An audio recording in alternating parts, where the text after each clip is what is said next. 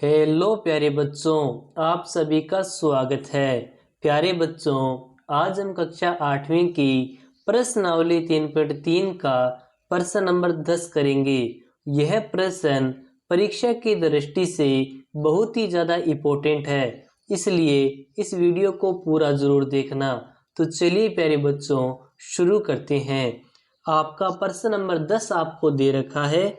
बताइए कैसे यह आकृति एक समलंब है, इसकी कौन सी दो भुजाएं समांतर है। यह बात आपको प्रश्न बोल रहा है और आपको आकृति दे रखी है के एल एम और एन, जहां कोण एम का मान तो 100 डिग्री है और कोण एल का मान यहाँ पे 80 डिग्री है।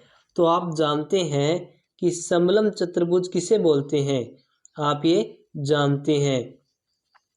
समलंब चतुर्भुज जिसके अंदर क्या हो, दो भुजाएं समांतर हो, दो भुजाएं समांतर हो, वह आपका कौन सा चतुर्भुज कहलाएगा, समांतर चतुर्भुज कहलाएगा। यहां तक हो गया। आप कहोगे हाँ सर बिल्कुल। अब देखो आपको यहाँ पे क्या दे रखा है, आपको दे रखा है कोण एम का मान 100 डिग्री, कोण एल का मान 80 डिग्री। यदि मैं कोण एम और कोण एल को जोड़ दूं तो 100 प्लस 80 बराबर 180।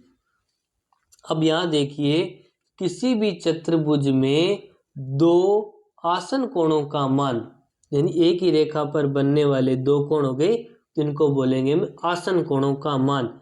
यदि 180 डिग्री आ जाए तो उन रेखाओं पर बनने वाले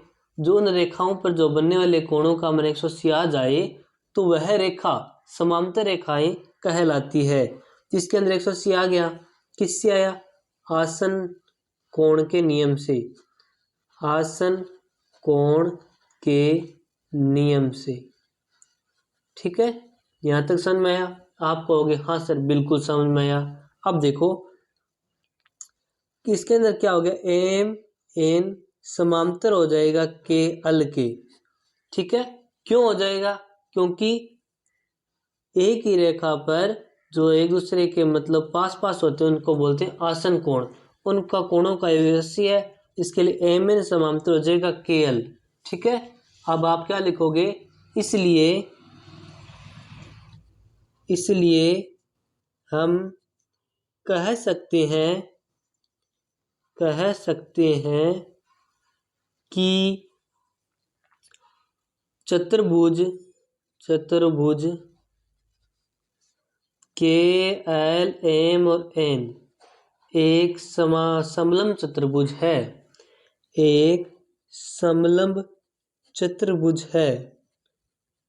समलंब चतुर्भुज है। आप यह लिख सकते हैं। प्रिय छात्रों, मैं आशा करता हूं कि आपको यह प्रश्न अच्छे से समझ में आया होगा। मिलते हैं नेक्स्ट वीडियो में, तब तक के लिए धन्यवाद।